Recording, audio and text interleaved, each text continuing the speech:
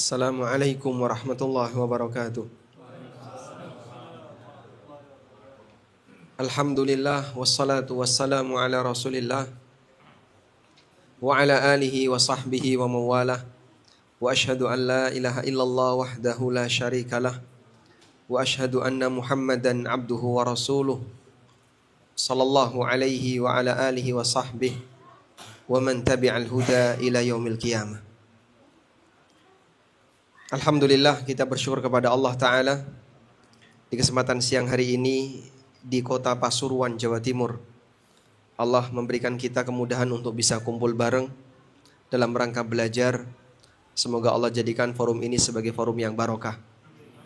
Salawat dan salam semoga selalu tercurah untuk Nabi Agung Muhammad sallallahu alaihi wasallam.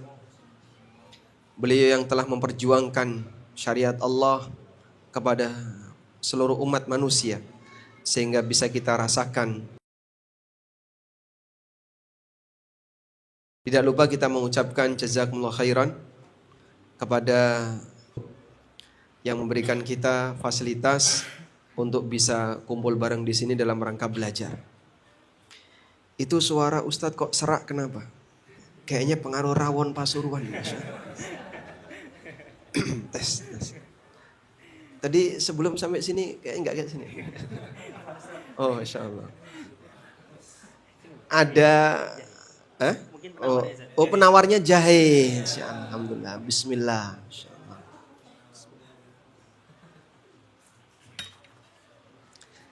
Celing. Oh, alhamdulillah. Sudah berubah belum? Alhamdulillah. Baik. Kita mengawali terlebih dahulu dengan sedikit materi yang tadi disampaikan 10 menit ya? Atau 5 menit? 15 sampai 20 menit. 15 sampai 20 menit. Kok panjang? Ini sudah setumpuk setengah rim ini. Baru duduk sudah banyak kertas-kertas yang bertumpuk di sini. Tayyib, berbicara tentang bagaimana caranya agar ketika kita bekerja itu bisa sambil mendulang pahala. Tadi pertanyaan dari Ustadz siapa namanya? Ustadz Amir. Ya. Gimana caranya agar kita bisa bekerja dan di saat yang sama kita bisa mendulang pahala? Itu kalau jawaban singkatnya Ustadz, jadi takmir Masjidil Haram. Ustadz. Gajinya gede, ya, sambil bisa beribadah di dalam Masjidil Haram. Baik, pada saat kita mencari dunia, tentu saja di sana ada batasan syariat yang telah Allah tetapkan. Dan kita juga diingatkan oleh Nabi SAW bahwa apapun yang kita dapatkan nanti akan dihisap. Sebab karakter dunia seperti yang pernah dijelaskan oleh Ali bin Abi Thalib. Beliau pernah mengatakan tentang karakter dunia. Awwaluhu ana wa akhiruhu fana. Fi halalihi hisabun wa fi haramihi adab. Dunia itu ketika dicari capek. Awwaluhu ana. Ketika orang mencarinya capek, lelah. Wa akhiruhu fana. Ujungnya fana. Akan binasa. Bisa pemiliknya dulu yang meninggal sebelum hartanya hilang. Atau hartanya hilang dulu sebelum pemiliknya meninggal. Seperti itu kondisi dunia. Saat nyari kita capek. Tapi begitu sudah dapat, kita akan meninggalkannya. Fi halalihi hisabun. Dalam yang halal ada hisab. Wa fi haramihi azab. Sementara yang haram diazab. Tidak ada pilihan yang ketiga. Demikianlah keterangan Ali bin Abi Thalib tentang karakter dunia. Saat nyari capek, begitu dapat kita pasti akan meninggalkannya. Yang halal dihisab, yang haram diazab. Ini kaidah baku. Baik. Oleh karena itulah, ibadah yang bisa dilakukan pada saat seorang hamba mencari dunia adalah mengatur suasana batin. Mengatur suasana batin gimana Pak?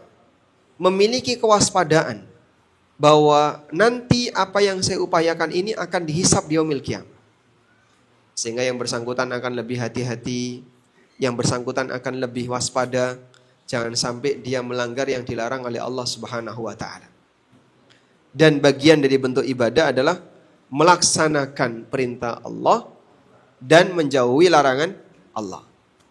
Sehingga kalau misalnya Bapak berhadapan dengan sesuatu yang haram, peluang itu ada di depan kita.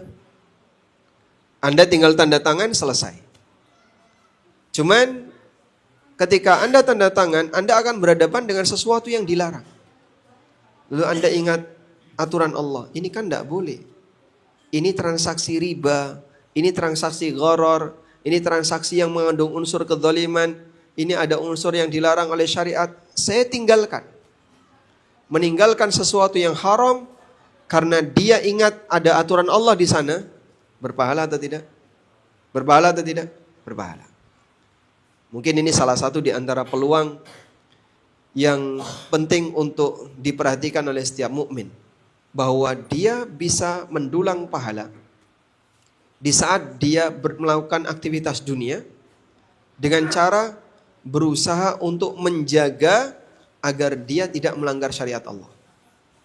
Maka dalam pikiran dia adalah kewaspadaan. Awas ya, ini tidak boleh, dia tinggalkan. Ini ragu, dia tinggalkan. Sebab Nabi SAW mengajarkan, kalau ada perkara syubhat, yang harus dilakukan apa Pak? Kalau ketemu perkara syubhat, cari alasan. Salah atau benar? Salah. Banyak orang kalau ketemu syubhat, oh kan ini belum gelap Pak Ustadz, masih abu-abu. Lah maunya gimana? Catnya harus diubah jadi hitam. Bisa enggak? Kalau hitam kan haram ya. Kalau putih misalnya halal. Ini yang abu-abu gimana? Coba Pak Ustadz dibuat lebih putih dikit. Akhirnya orang kalau ketemu sesuatu yang syubhat, dia cari-cari alasan. Yang halal. Kalau sudah berhasil digeser, karena dia anggap yang syubhat ini masih di angka halal. Padahal Nabi SAW wa innal harama bayyin wa bainahuma umurun mustabih, ada perkara syubhat. Banyak orang yang enggak tahu. Lalu beliau kasih arahan. Dinihi wa ardi. Syubhat berarti dia menjaga kehormatan agama. Jaga kehormatan agama itu mulia enggak Pak? Sesuatu yang diperintahkan. Maka saat Anda meninggalkan syubhat, Anda meninggalkan sesuatu yang samar dalam rangka untuk menjaga kehormatan agama saya. Menjaga kehormatan agama pribadi kita. Kalau agama Islam selalu terhormat. Tapi agama yang melekat pada diri kita, agama kita sendiri, akan terjaga kehormatannya pada saat seorang hamba meninggalkan syubhat. Dan itu bagian dari melaksanakan arahan dari Nabi SAW. Ada unsur ibadahnya enggak? Ada. Maka sebenarnya para pedagang punya banyak sekali peluang-peluang berkaitan dengan bagaimana cara dia mendapatkan pahala ketika dia bersinggungan dengan hukum Allah Subhanahu wa taala. Ini dilarang, saya tinggalkan. Ini tidak boleh, saya tinggalkan. Sambil dia pelajari pelan-pelan apa saja yang perlu dia kenali berkaitan dengan masalah muamalah. Sebab orang kalau nggak kenal bisa jadi dia terjerumus ke dalam sesuatu yang haram tanpa sadar. Makanya dulu di zaman Amirul Mukminin Umar bin Khattab radhiyallahu anhu, beliau melakukan inspeksi di pasar untuk memastikan bahwasanya pedagang pasar Madinah adalah orang yang paham hukum Islam. Ditanya satu-satu. Siapa yang bisa jawab pertanyaan Umar, diizinkan untuk berdagang. Tapi yang tidak bisa menjawab pertanyaan Umar, diusir. Sambil mengatakan, la yabi'u fi suqina illa man tafaqqaha. Tidak boleh bertransaksi di pasar kami, kecuali orang yang paham hukumnya. Wa illa akala riba sya'a am aba. Karena kalau tidak, dia akan makan riba, sadar maupun tidak sadar. Dan terbukti, banyak orang yang terkadang dia melakukan transaksi yang haram, alasannya karena dia nggak ngerti. Alasannya dia nggak tahu. Nah masalahnya itu bisa membahayakan bagi orang lain. Makanya Umar memberikan regulasi bahwa yang boleh berdagang di pasar Madinah hanya mereka yang paham peraturan agama berkaitan dengan masalah dagang. Jadi kira-kira kalau Umar bin Khattab masih hidup di zaman kita gimana Pak? Hah? Bubar Pak. Pasarnya bubar Pak. Pedagangnya terusir semua. Banyak di antara pedagang yang nol putul, gak ngerti apapun tentang masalah halal haram. Mungkin Bapak Ibu bisa coba survei ya. Datang ke pasar tradisional, iseng tanya sama mereka, Bapak ngerti riba itu apa Pak? Pak riba apa ya Mas? Ngerti kurabi ya Mas? Nek riba atau ngerti? Sebab istilah-istilah seperti ini mungkin asing bagi mereka. Jarang disinggung dalam pengajian-pengajian akbar, yang mungkin tidak pernah disinggung dalam kajian-kajian yang ada di masjid. Sehingga saat mereka diajak bahas seperti ini, rasanya aneh. Padahal ini bagian dari prinsip ketika orang bermuamalah. Sementara mereka sendiri tidak pernah meninggalkan aktivitas muamalah. Tiap hari mereka dagang. Kalau nggak jual beli, transaksi A, transaksi B, transaksi C, banyak transaksi yang mereka lakukan. Sangat disayangkan, banyak di antara mereka yang tidak mempelajarinya dan tidak mau mengenalnya. Baik, kita mungkin bisa lihat ya, kalau kajian tentang sholat, tentang fikih ibadah, tentang akidah, mungkin di semua kota itu ada. Misalnya di Pasuruan, ada nggak kajian tentang fikih Ustaz? Rutin ada. Tafsir ada Ustaz? Tafsir belum ada. Mungkin antum nggak tahu mungkin. Mungkin ada di tempat yang lain. Ya. Tapi tema-tema seperti ini hampir di semua titik itu ada. Sehingga di Surabaya ada kajian tentang tafsir rutin, tentang sholat, tentang ibadah rutin. Nanti di Mojokerto juga ada, di Sidoarjo ada, di Pasuruan ada, di kota-kota yang lain ada. Tapi kajian fikih muamalah yang khusus fokus bahas fikih muamalah jarang ya, tersebar di berbagai kota aja, jarang. Mungkin di satu titik ada, di titik yang lain tidak ada. Di satu titik ada lagi, di ini nggak ada. Masya Allah. Padahal masyarakat sangat sering bersinggungan dengan muamalah. Bahkan tadi Ustadz sudah menyimpulkan. Kalau kemudian kita melihat waktu yang kita gunakan, urusan dunia lebih dominan daripada urusan ibadah. Tapi kenyataannya dalam masalah dunia kita nggak ngerti tentang aturan yang ada. Baik. Nah, jamaah yang dimuliakan Allah. Lalu syariat berkaitan dengan urusan dunia itu ada di mana, Pak? Syariat berkaitan dengan urusan dunia itu ada di satu, pendidikan tentang hukum, memberikan penjelasan mana yang halal, mana yang haram. Yang kedua, pendidikan tentang adab. Bagaimana cara yang benar, adab yang benar ketika kita berinteraksi dengan orang lain.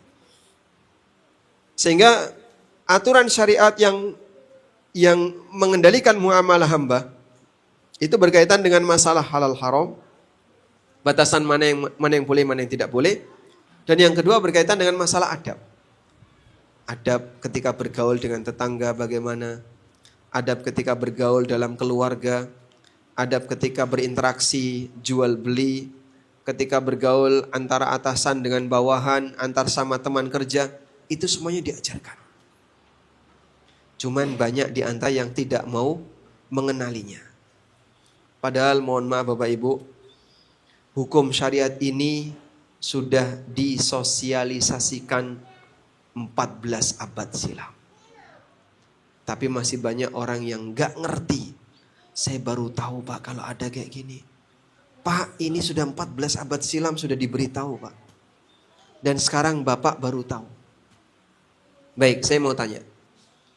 Orang kalau melanggar aturan dalam agama dan dia nggak tahu, dosa atau tidak? Melanggar aturan dalam kondisi dia nggak tahu, dosa nggak?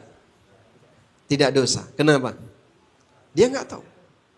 Subhanallah. Pemurahnya Allah. Yang nggak tahu nggak dosa. Ada orang naik kendaraan, naik motor ya. Pas di perempatan lampu merah. dia langsung belok kiri. Stop. Loh, kenapa Pak? Bapak tahu kesalahan Bapak? Tidak tahu Pak. Bapak tadi lampu merah belok kiri. Loh, katanya lampu merah jalan terus. Harusnya Bapak terus, jangan belok kiri. Lampu merah jalan terus, dia malah kiri. Harusnya gimana? Jalan terus, jangan belok kiri. Baik. Loh, katanya biasanya kalau belok kiri boleh Pak langsung. Ini sudah direvisi Mas. Dulu seperti itu. Sekarang kalau ada lampu merah, jika tidak ada peringatan boleh terus, maka dia harus berhenti. Kapan Pak revisinya Pak? Tadi malam jam 12. Saya tidak tahu ya Pak. Saya tidak tahu. Ditilang nggak? Ditilang nggak Pak? Hah? Nggak ditilang? Kenapa? Nggak tahu nggak ditilang? Kan banyak yang beralasan saya tidak tahu Pak kalian dilarang, nggak ditilang. Hah? Humanis, Masya Allah. Ini kalau petugasnya humanis. Baik. Sehingga kadang mau tahu mau nggak tahu tetap ditilang. Mungkin ada sebagian di antara kita yang nggak ngerti tentang beberapa rambu tertentu ya. Kalau jalan raya dikasih garis zigzag, ini artinya apa Pak? Di tepi jalan Pak dikasih garis zigzag. Nggak boleh parkir. Kan nggak semua orang tahu tuh. Tiba-tiba ada orang parkir di situ. Udah langsung kena tilang. Bapak kenapa kok menilang saya Pak? Bapak parkir di tempat dilarang parkir. Mana Pak? Nggak ada tanda P coret itu nggak ada ya. Nah, ini Bapak coba lihat di bawahnya. Apa ini Pak? Ini garis zigzag. Nggak ngerti Pak, saya kira ini jalan sepeda atau apa Pak. Walaupun dia nggak tahu, mungkin dia akan ditilang. Padahal mungkin sosialisasinya baru tadi malam, baru kemarin. Tapi mungkin dalam interaksi sama manusia, dia tetap dihukum. Tapi untuk hukum Allah tidak berlaku. Walaupun sudah disosialisasi 14 abad silam, orang ngeklaim nggak tahu, dimaafkan. Jika memang dia memang nggak tahu, tetap dimaafkan. Demikianlah pemurahnya siapa? Allah Subhanahu Wa Taala. Maka berdasarkan hal ini, kita ketika mengenal agama Allah, itu akan bisa memunculkan pengagungan yang luar biasa kepada Allah Subhanahu Wa Taala. Betapa sempurnanya Allah, betapa lembutnya Allah kepada hambanya, kasih sayang Allah kepada hambanya. Sehingga mungkin kita banyak pelanggaran, namun Allah Subhanahu Wa Taala banyak memberikan toleransi kepada kita. Wallahu ta'ala alam. Mungkin demikian sebagai pengantar. Semoga bermanfaat. Wassallallahu ala nabiyyina Muhammadin wa ala alihi wa sahbihi wasallam. Baik. Para jemaah yang dimuliakan oleh Allah Subhanahu wa taala, itu materi yang sudah disampaikan oleh beliau hafizahullah taala, semoga bisa dimengerti dan diamalkan. Ini sudah banyak pertanyaan ya, tapi ana nyerobot dulu. Ya, jadi karena ana panitia di depan, jadi mungkin punya hak untuk menyerobot. Ustaz, tadi dijelaskan Ustaz, barakallahu fikum, bahwa ketidaktahuan seseorang Allah Subhanahu wa taala itu menyebabkan dia tidak berdosa jikalau terjadi kesalahan di situ, Ustaz.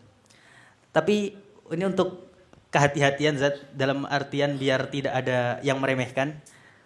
Yang kami hendak tanyakan, apakah keengganan mereka untuk belajar, Ustaz, kan dikasih umur 60 tahun gitu, Ustaz. Dekat sama pengajian, Ustaz. Tapi kenapa kok salah? Alasannya nggak tahu. Tapi nggak mau ikut kajian, Ustaz. Nah, kira-kira apakah ketidaktahuan dia itu juga diberi udzur, Ustaz? Barakallahu fikum. Masya Allah. Memang ini sering jadi alasan. Jadi mending bertahan tidak tahu daripada tahu. Maka banyak di antara mereka kalau kajian muamalah itu nggak berani. Alasannya apa? Nanti nggak tahu. Berarti sebenarnya dia sudah tahu atau belum? Aslinya dia sudah tahu, tapi nggak mau tahu. Maka untuk fenomena orang seperti ini justru dosanya 2 kali lipat. Satu, dosa dia melanggar. Yang kedua, dosa dia nggak mau tahu. Dan kalau dia nggak mau tahu, dalam arti nggak peduli dengan aturan, nggak pengen, tidak ada keinginan untuk belajar dan seterusnya, dia akan mendapatkan dosa yang lebih parah. Oleh karena itulah Allah Subhanahu wa taala memberikan gambaran tentang keberadaan orang yang nggak berani dengerin Quran. Karena dia merasa Al-Quran itu sangat menyudutkan dirinya. Jadi kalau ada ungkapan seperti ini, jika kebenaran yang disampaikan itu dianggap serangan, berarti kita terlalu lama berada dalam kebohongan. Maka ketika kita menyampaikan kebenaran, dianggap itu adalah serangan bagi dia. Berarti memang dia ini selama itu bertahan dalam kebatilan, bertahan dalam kesalahan, tapi nggak saling ngaku. Ya, makanya di sini penting untuk kita perhatikan berkaitan dengan keberadaan orang yang dia tidak mau tahu. Allah Subhanahu wa taala menyebutkan perumpamaan orang yang tidak mau dengerin Quran karena merasa Quran ini terlalu menyudutkan dirinya. Fama lahum 'anit tadhkirati mu'ridin ka'annahum humurun mustanfirah farrat min qaswar. Kenapa mereka berpaling dari peringatan? Berpaling dari peringatan Allah itu maksudnya apa? Dia tidak mau mempelajari peringatan Allah. Ka'annahum humurum mustanfirah. Mereka itu seperti keledai. Keledai yang ketakutan. Farrat min qaswarah, yang lari dari kejaran singa. Jika digambarkan oleh Allah Ta'ala orang yang ketakutan untuk mendengarkan Quran itu seperti apa? Seperti keledai yang ketika melihat singa dari kejauhan langsung terbirit-birit ketakutan. Jangan ikut kajian kayak gitu. Isinya kalau enggak riba, haram, goror, riba, dolim, kabeh kok rento. Semua kok enggak boleh. Ini haram, dikit-dikit haram, dikit-dikit haram. Ya, padahal kita cuma menceritakan adanya kayak gini. Nah, orang yang ketakutan seperti itu karena dia saking banyaknya bersinggungan dengan sesuatu yang terlarang. Ya. Makanya mengendalikan hati di sini penting ya. Hati yang siap menerima kebenaran, hati yang dia rela untuk menerima kebenaran, itu tidak dimiliki oleh setiap orang. Sehingga kadang ada orang yang dia merasa dirinya disudutkan, maka dia sengaja menghindar. Padahal sebenarnya dia butuh untuk mendapatkan nasihat di situ. Tapi sengaja dia menghindar karena takut nanti disalahkan. Nah, kalau kamu memang tidak salah, kau tidak akan disalahkan. Dan bagi siapa yang tidak merasa, jangan merasa. Ikuti saja, terbuka hatinya untuk menerima kebenaran. Wallahu a'lam. Jazakumullah khair, barakallahu fikum Ustaz atas jawabannya. Kita masuk ke dalam pertanyaan yang berikutnya. Bismillah. Fulan seorang ASN di sebuah kota, sebut saja kota A. Peraturannya jika masa kerja belum lewat 10 tahun, maka tidak boleh pindah ke kota lain. Namun seiring waktu fulan tersebut belum lewat 10 tahun, ia ingin mengurus surat pindah ke kota B dengan alasan darurat, tidak bisa jauh dari keluarga dan merawat orang tua yang sudah tua. Tapi mau tidak mau, akhirnya dia harus mengeluarkan uang sogok agar tidak dipersulit oleh atasan. Bolehkah fulan tersebut pindah kerja dengan cara yang seperti itu, Ustaz? Baik. Ada aturan, ada kebijakan. Mungkin dua ini berbeda. Kalau kemudian yang bersangkutan melakukan pelanggaran aturan karena tidak memenuhi syarat yang berlaku, seperti tadi ya, minimal 10 tahun baru bisa pindah ke kota lain. Tapi dia belum 10 tahun pengen mengajukan pindah mutasi ke kota yang lain. Nah, otomatis dalam posisi ini dia melanggar aturan. Andai kan ada kebijakan karena pertimbangan yang fulan sampaikan, kondisi darurat sehingga harus dekat dengan orang tua dan seterusnya, maka mau tidak mau fulan harus pindah kota, sampaikan saja ke atasan sesuai dengan prosedur yang berlaku. Pak, tapi tidak akan mungkin berhasil kalau tidak dikasih pelicin. Berarti mungkin Anda perlu bawa oli. Terus gimana Pak hukumnya ngasih seperti itu? Ya tetap dosa. Anda memberikan sogok dan hukumnya terlarang. Apalagi sogok dalam hal ini dalam posisi Anda melanggar peraturan. Maka jika ini tetap dilakukan, maka fulan berdosa. Walaupun kalaupun sudah pindah, walaupun jika fulan pindah, dia halal untuk tetap melanjutkan kerja. Wallahu a'lam. Baik. Pertanyaan berikutnya, Ustaz. Ada seorang guru yang dia wali kelas. Suatu hari dia ditugaskan oleh atasannya untuk ikut seminar di luar kota selama 3 hari. Lalu kemudian guru tersebut meminta tolong kepada temannya untuk mengisi kelasnya yang kosong, Ustaz. Lalu bolehkah orang guru tadi yang ikut seminar ini ketika pulang memberikan hadiah kepada temannya yang mengisi kelasnya yang kosong tersebut sebagai bentuk terima kasih? Guru ngasih hadiah ke teman pengisi tadi. Ya insya Allah tidak apa-apa. Dia kan bukan karyawan ya. Dia mungkin tentor atau narasumber, kemudian diberi hadiah, dan hadiahnya berarti kan dari kegiatan tadi, bukan dari uang pribadi. Ini tidak disebutkan, Ustaz. Nah. Apakah boleh yang memberikan uang, barang atau makanan? Insya Allah tidak masalah.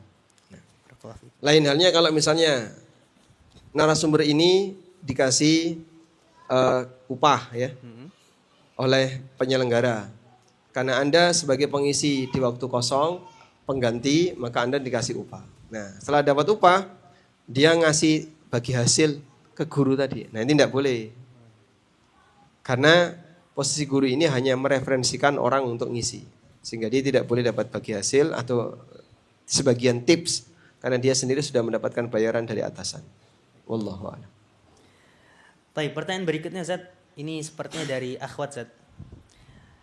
Berdosakah kita jika mendiamkan kezaliman rekan kerja yang mengganggu, menjatuhkan, bahkan sering melaporkan kinerja kita pada pimpinan? Masalahnya, dia mendapat backingan dari pimpinan. Jadi kami lebih cari aman saja daripada kami terkena gangguannya. Tapi sebenarnya kami juga kesal dan muak, Ustaz. Namun kembali lagi kami lebih mencari amannya saja. Jazakallah khair. Ini di sini atau di luar? Di sini sebenarnya. Oh, di sini. Oh, di luar. Wallahu a'lam. Wallahu a'lam, Ustaz. Pengalamannya di luar. Tapi dibawa ke sini ya. Hah? Enggak ada. Karena ini umum, Ustaz. Alhamdulillah umum. Baik, mungkin ada nasihat untuk pimpinan, ada nasihat untuk yang bersangkutan, dan juga ada nasihat untuk orang tadi ya. Pertama, kalau ada tipe karyawan yang dia suka melaporkan aneka kejanggalan apapun, padahal sebenarnya itu nggak janggal. Ya mungkin kesalahan tapi masih bisa ditoleransi. Tapi dia sensitif banget dengan yang seperti itu. Barangkali orang seperti ini juga perlu dikasih peringatan agar tidak mengganggu suasana kerja. Sehingga gara-gara satu orang ini akhirnya semuanya saling tegang, nuansa kerja jadi nggak sehat dan seterusnya. Maka orang kayak gini juga perlu dikasih peringatan. Terlebih kalau dia punya potensi suka adu domba. Sehingga misalnya antara atasan A dengan atasan B, sama-sama atasan Pak, tapi mungkin derajatnya sedikit beda. Cuman masing-masing juga punya kekuatan. Terkadang ada satu orang yang dia suka adu domba, menyebutkan kekurangan yang satu di hadapan yang lain, akhirnya A dan B ini saling tegang gara-gara satu orang. Nah, si namam ini bahaya. Namam ini bahaya. Dia bisa jadi cari muka karena dia nggak punya prestasi, maka dia cari muka di depan atasan dengan cara menjatuhkan yang lain. Sebab ada dua cara orang itu bisa naik. Pertama, dia lompat ketika dia menginjak. Nah, yang bermasalah kalau dia naik dengan cara menginjak temannya, ini salah. Kalau mau naik gimana? Kamu harus bisa punya kekuatan untuk lompat. Prestasimu apa kau bisa naik? Bukan dengan cara menjatuhkan yang lain. Gimana cara yang biasa bisa naik? Saya injak yang lain. Ini salah. Metode seperti ini metode kebodohan. Maka yang lebih tepat adalah tanamkan mereka untuk berprestasi agar mereka bisa naik. Selanjutnya, bagi atasannya barangkali juga perlu mewaspadai. Allah Subhanahu wa taala berfirman dalam Al-Qur'an, "Wala tuti' kulla hammazin mahin." Kemana? Kullu halafin mahin hammazin masya'in binamim. Dia punya karakter hammazin masya'in binamim, suka nuduh orang, dan masya'in binamim, menyebarkan namimah. Keburukan A dibawa ke B, keburukan B dibawa ke A. Selanjutnya, nasihat bagi yang menjadi korban. Tolong bedakan dua hal ini ya. Antara saling bermusuhan dengan tidak akrab, itu dua hal yang berbeda. Antara saling bermusuhan, memusuhi, dengan tidak akrab. Kita dilarang oleh Nabi SAW untuk saling memusuhi, saling membenci. Beliau SAW bersabda, "Wala tabaghadu, wala tadabaru, wa kunu ibadallahi ikhwana."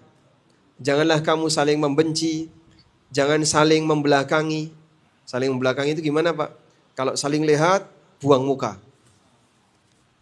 Wa kunu ibadallahi ikhwana, jadilah wahai para hamba Allah orang-orang yang bersaudara. Baik. Sehingga kalau saling memusuhi hukumnya tidak boleh. Tapi kalau tidak akrab, silahkan. Orang boleh tidak akrab kepada orang tertentu, sebagaimana dia boleh akrab kepada yang lain. Ada sebagian orang misalnya, saya menilai si fulan itu toksik. Dia orang toksik itu berbahaya. Ya sudah, Anda kalau sekiranya nggak mau dekat sama fulan, silahkan. Dia tidak akrab sama fulan. Tapi dia tidak menampakkan permusuhan yang serius dengan fulan. Interaksi yang normal dengan fulan. Boleh. Nah, sehingga kalau misalnya di lingkungan kerja, ada orang yang Anda nilai punya potensi yang kurang baik bagi Anda berhak untuk menghindar agar tidak akrab dengan dia.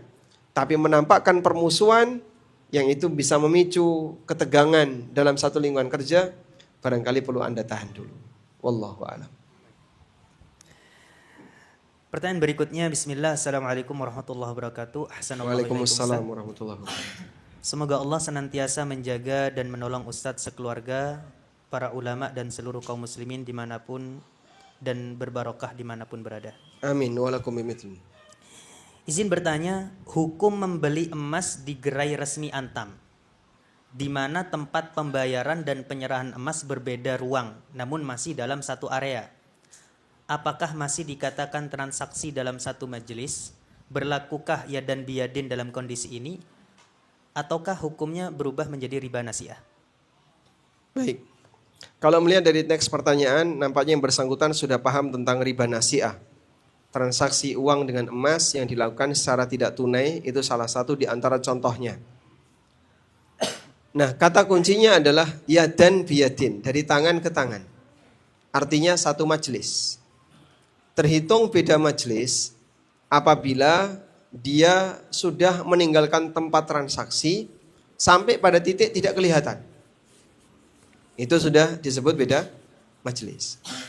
Bahkan jangankan itu, ketika secara urfi, secara budaya masyarakat ini sudah disebut meninggalkan transaksi, maka sudah tidak lagi satu majelis. Jadi misalnya pedagang 1, pedagang 2, pedagang 3. Kayak di pasar tradisional ya. Mereka jejer-jejer. Ada sekatnya enggak, Pak? Enggak ada. Ya cuman jejer-jejer saja tanpa sekat. Sudah? Di pedagang 1, Anda misalnya ketemu barang-barang A. Terus Anda mendekat.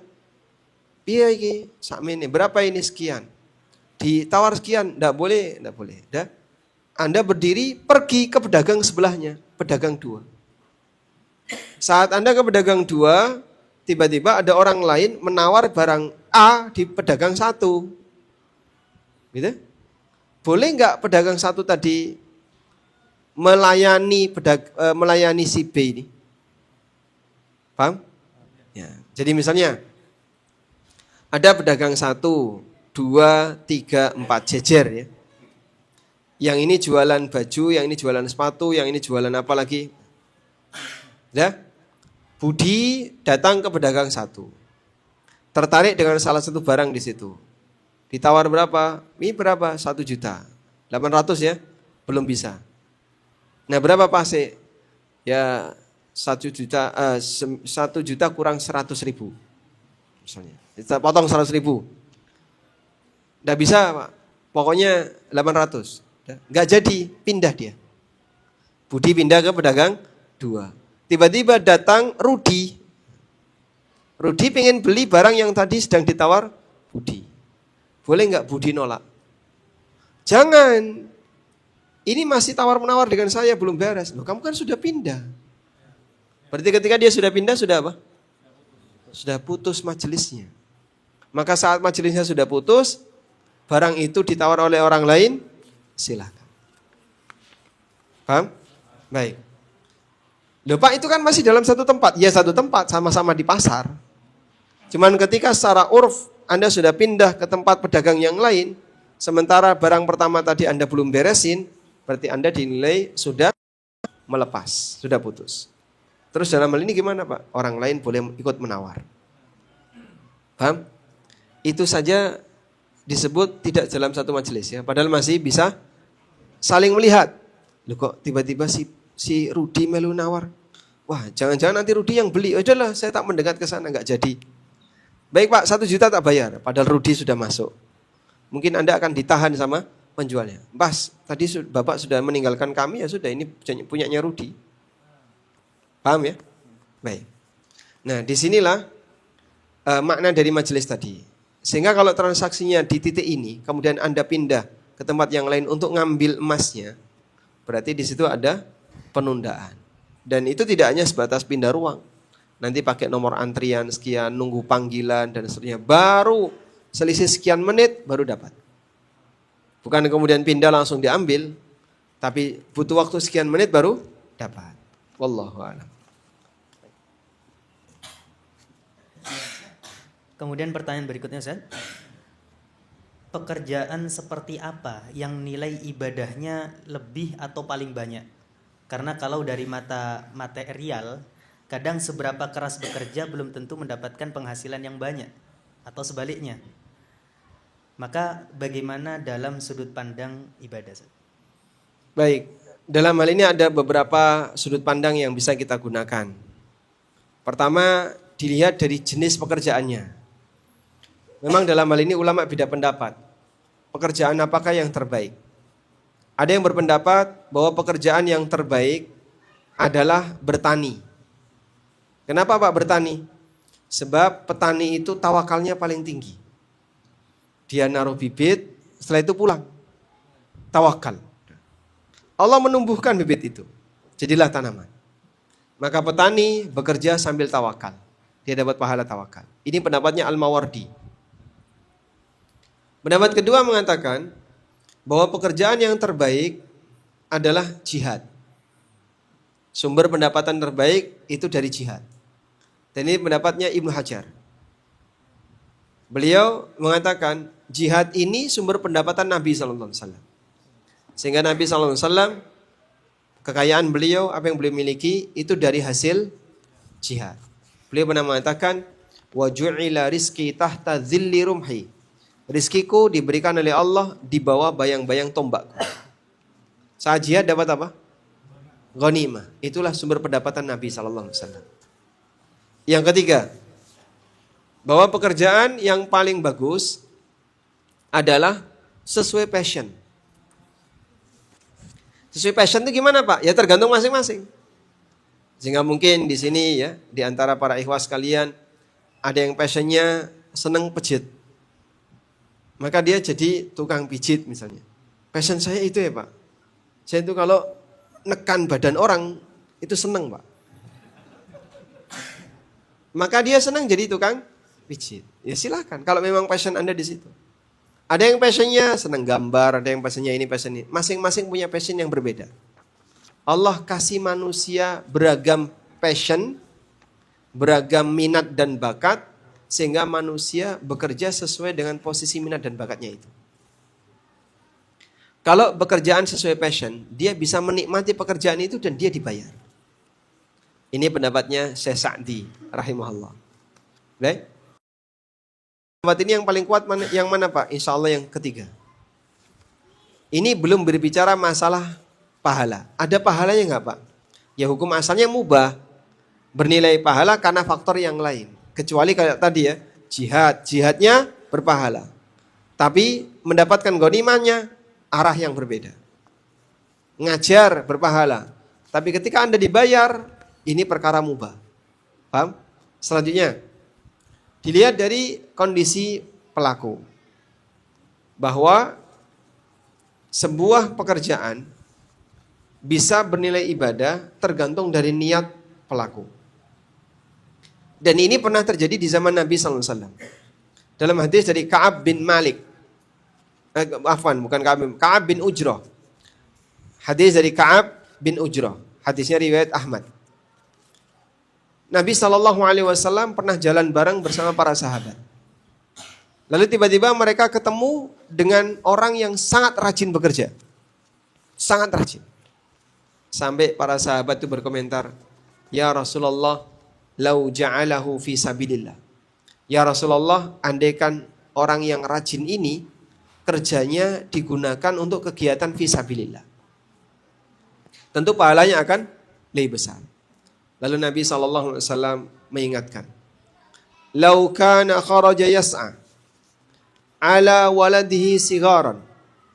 Kalau dia bekerja untuk mencukupi kebutuhan anaknya yang masih kecil, kana fi sabilillah, maka itu termasuk fi sabilillah. Lau kana kharaja yas'a ala abawaihi syaikhaini kabirain, kalau dia bekerja untuk mencukupi nafkah kedua orang tuanya yang sudah sepuh, yang sudah tua, kana fi sabilillah. Lau kana kharaja yas'a ala nafsihi ya'ufuha alaih, kalau dia bekerja untuk mencukupi kebutuhan pribadinya agar dia tidak meminta-minta, kana fi sabilillah. Dia bekerja untuk istrinya juga fi sabilillah. Berapa orang yang disebutkan di sini? Ya? 5 jalur manusia. Itulah manusia yang wajib dinafkahi. Jadi kita wajib menafkahi 5 orang. 1 diri kita sendiri, 2 istri, 3 bapak, 4 ibu, 5 anak. Kalau anaknya lebih dari 1, Pak, ya, ini ya anak-anak gitu aja. Sudah? 5 jalur manusia. Diri kita, istri, orang tua, dan anak. Baik. Oleh karena itu ketika Anda bekerja dan niat Anda biar nanti bisa mencukupi kebutuhan orang tua, kasihan beliau sudah tidak produktif, nggak bisa mencari nafkah sendiri, ya sudahlah anak-anaknya yang akan menggantikannya. Maka yang dilakukan oleh anak ini fi sabilillah. Disebut oleh Nabi SAW fi sabilillah. Berarti Pak, sekarang kan banyak itu Pak, yang sampai dia nggak nikah biar bisa memenuhi kebutuhan orang tuanya. Nah itu contoh jovisa, jumlah fi sabilillah. Betul ya? Wallahu a'lam. Baik, pertanyaan berikutnya Ustaz. Ini mungkin berkaitan dengan perusahaan ini Ustaz. Dalam dunia proyek sering terjadi toleransi terhadap manipulasi baik berupa anggaran, gambar atau material. Bagaimana seorang muslim menghadapi dilema antara idealisme dan tekanan sistem? Apakah hasil kerja kita jikalau sudah menjadi bangunan, misalnya bangunan yang bermanfaat, itu bisa menjadi amal jariyah atau justru menjadi dosa yang terus mengalir ketika bangunan itu ternyata bisa menimbulkan madarat? Dosa yang terus mengalir ketika bangunan itu Menimbulkan madarat. Menimbulkan madarat. Baik. Berarti ini ada berapa pertanyaan jadinya? Yang pertama tadi, bagaimana sikap kita antara terhadap mempertahankan idealisme dengan atau tekanan sistem. Itu karena begini Ustaz, maksudnya karena di dalam dunia proyek kata beliau banyak sekali manipulasi seperti komposisi bangunan begitu Ustaz. Yeah. Yang kemudian oleh sistem ditekan sehingga ada pengurangan di situ. Kemudian ketika sudah menjadi bangunan yang ada kemungkinan bermanfaat tapi ada kemungkinan memberi bahaya. Kira-kira itu jadi amal jari atau jadi amal dosa Ustaz? Baik. Pertama tentang manipulasinya. Tidak ada agama yang mengajarkan kebohongan. Ada nggak agama dianjurkan bagi kalian untuk berdusta? Ada? Agama apa yang mengajarkan untuk dusta? Si B atau si C? Si A. Oh, si A. Baik. Jadi siapapun orang namanya jujur itu harga diri. Cuman mungkin di negara kita yang kadang kejujuran itu masih belum dijunjung tinggi. Sehingga kita senang dengan yang namanya kebohongan, senang dengan yang namanya kedustaan. Yang kayak gini dulu pernah terjadi pada zaman Yahudi. Ada di zaman Nabi SAW. Sampai Allah katakan dalam Al-Quran, Samma'una lil kadhib, akaluna lis-suht. Yahudi itu punya karakter Samma'una lil kadhib, senang ngrungokno kedustaan. Senang mendengarkan yang dusta. Dengan beragam dusta. Baik dusta dalam masalah muamalah, termasuk dusta dalam masalah agama. Sehingga tokoh masyarakatnya, kalau mereka ceramah, sering membawakan berita dusta. Kabar dusta. Bahkan isi Taurat didustakan. Ditambah-tambahi, ada yang diubah. Itu gaya Yahudi. Dan mereka tahu, orang kayak gini kalau ngomong tuh bohong. Tapi tetap dirungokno. Walaupun dia tahu kalau itu bohong. Iki mesti ngedabus kan. Ngedabus kayak gini. Tapi tetap dirungokno. Gitu ya. Jadi walaupun dia tahu kalau itu ndobos, gedabrus, ngawur, bohong, dusta.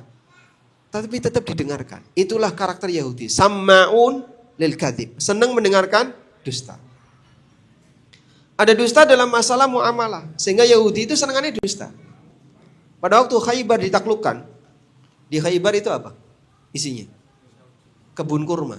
Kampung Yahudi kebun kurma. Nabi SAW mengirim Abdullah bin Rawahah untuk mendatangi Khaybar dan ngitung jumlah luas kebun kurmanya Khaybar untuk diambil jizyah berapa persen.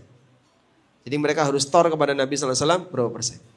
Nah, ketika Abdullah bin Rawahah ngitung, lalu beliau putuskan, kalian harus bayar jizyah, diserahkan kepada kaum muslimin senilai sekian. Mereka itu kumpul, para pemuka agamanya, kemudian masyarakatnya kumpul, lalu menyampaikan kepada Abdullah bin Rawahah, kami sudah kumpulkan perhiasan-perhiasan para istri kami, akan kami serahkan kepada Anda. Tapi tolong satu syarat, turunkan kewajiban jizyah kami. Itu sampai sahabat Abdullah bin Rawahah mau disogok. Pakai apa Pak? Perhiasan emas.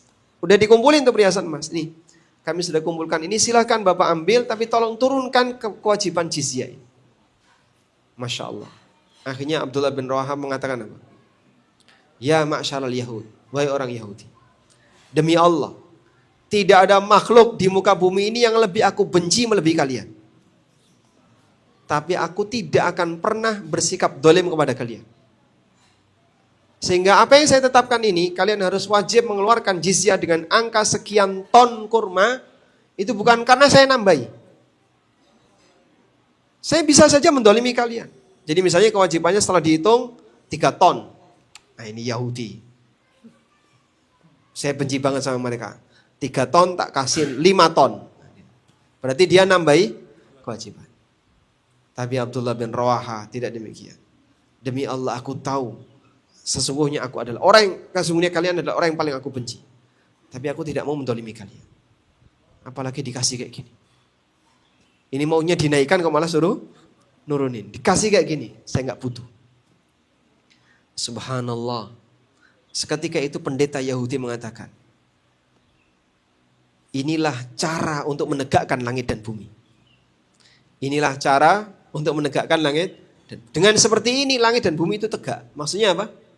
Kalau keadilan itu dijaga, kejujuran itu dijaga, kehidupan antara langit dan bumi ini akan berjalan normal. Tapi kalau udah banyak sekali pelanggaran, sehingga hukum dipermainkan, itu yang merusak tatanan masyarakat. Maka kita sebenarnya berharap idealisme itu ada di semua tempat. Cuman terkadang tekanan sistem membuat kita jadi geser dari ideal jadi sangat tidak ideal. Nah terus gimana Pak? Itu sudah jadi sistem. Fattaqullaha mastata'tu, bertakwalah kepada Allah semampunya. Sehingga kalau memang kadarnya misalnya ini campuran antara semen dan pasir harus 1:10 misalnya. Ya berikan yang sama. Jangan gara-gara sistem sekarang jadi 1:15 ya Pak. Semennya 1, pasirnya 15. Akhirnya bangunannya jadi rapuh. Konsekuensinya apa? Membahayakan bagi yang lain. Manipulasi tapi efeknya membahayakan bagi yang lain. Nah, posisi kita sebagai desainer atau konsultan, apakah dalam hal ini kita berdosa? Meng-ACC itu dosa. Maka kita harus bisa bersikap tegas. Saya kayak gini nggak setuju. Ini bahaya, tidak boleh. Dan ajari ya, semua pihak untuk bersikap jujur dan amanah. Karena ini semuanya adalah demi kebaikan bersama. Wallahu a'lam. Baik, ini paling terakhir Zat. Alhamdulillah. Karena tadi sempat disinggung Jovisa Zat ya. Ini pertanyaan Zat. Bagaimana cara mengetahui seorang itu jodoh kita atau bukan? Dan bagaimana cara meyakinkan bahwa itu jodoh kita? Dan bagaimana cara menata hidup agar tidak mudah stres dan overthinking? Ya. Kalau Anda ingin tahu apakah dia jodoh kita atau tidak, langsung tanya. Kamu mau nggak nikah dengan saya? Nggak mau, oh berarti bukan jodohmu. Sehingga jangan dipaksakan. Anda kalau tetap berada di belakang dia bisa berbahaya. Bapak lihat tuh tulisan di belakang truk, blind spot. Kamu tidak ada di hatinya. Segera pindah. Kok nggak kunduran? Ya. Tidak ada satupun orang yang tahu apakah dia jodoh kita atau tidak. Ya. Makanya kalau emang punya misalnya punya rasa dengan si A, punya rasa dengan si B, ya sampaikan saja. Boleh nggak saya melamar kamu, atau kalau saya mau nikah dengan kamu, apakah kamu bersedia? Dan kalau sudah berani nembak, berarti harus siap ditembak. Maksudnya gimana Pak? Kok Bapak dikasih jawaban yang pahit, getir, diterima saja. Begitu lamaran disampaikan, kok ditolak, gak usah angkat senjata ya. Baik, juga Ustaz. Yang terakhir, Masya Allah. Berarti tadi belum terakhir. Spesial. Apakah menjadi anggota DPR, wali kota, jabatan publik termasuk menikah jabatan karena pemilihannya harus melalui pengajuan diri? Apakah jadi anggota DPR, wali kota, jabatan politis dan seterusnya, termasuk minta jabatan? Iya, termasuk. Jelas sekali. Bahkan dia minta kepada seluruh masyarakat. Pilihlah aku kan gitu ya. Bukan minta kepada satu orang. Kalau seperti Nabi Yusuf kan minta kepada satu orang. Kalau memang Anda sangat yakin Anda berhak untuk itu, lanjutkan. Saya yakin Pak, insya Allah saya berhak di sini. Saya dipercaya masyarakat. Saya insya Allah akan bisa bersikap jujur dan amanah. Kemudian dia merasa agamanya sudah bagus. Karena dia akan berhadapan dengan aneka ujian di atas. Dia berani, silahkan maju. Cuman nanti ya dia harus berhadapan dengan banyak sekali gesekan yang mungkin dia nggak cocok di sana. Wallahu a'lam. Mungkin closing statement Zat? Closing statement. Kita tutup. Wassallallahu ala nabiyyina Muhammadin wa ala alihi wa sahbihi wasallam. Wa akhiru da'wana alhamdulillahi rabbil alamin. Wassalamualaikum warahmatullahi wabarakatuh. Waalaikumsalam warahmatullahi wabarakatuh. Kita ucapkan jazakumullah khairan dan barakallahu fikum kepada beliau Fadilatul Ustaz Aminur Bait hafizahullah taala. Semoga apa yang beliau sampaikan bisa memberikan tambahan ilmu dan tambahan amal terhadap diri kita. Kita mohon maaf kepada para jamaah jika masih banyak pertanyaan yang belum bisa dijawab. Insyaallah. Oh, baik, insyaallah. Baik, berarti kalau dijawab nanti malam harus hadir. Dibawa ke forum ini. Baik, insyaallah. Dibawa saja. Baik. Baik, ini yang bisa kita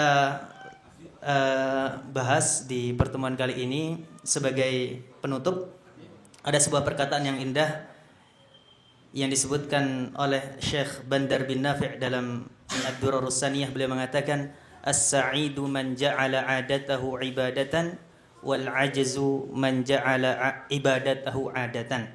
Orang yang cerdas, orang yang bahagia itu orang yang menjadikan rutinitasnya bernilai ibadah, sebaliknya orang yang lemah adalah orang yang menjadikan ibadahnya sekedar rutinitas. Barakallahu fikum.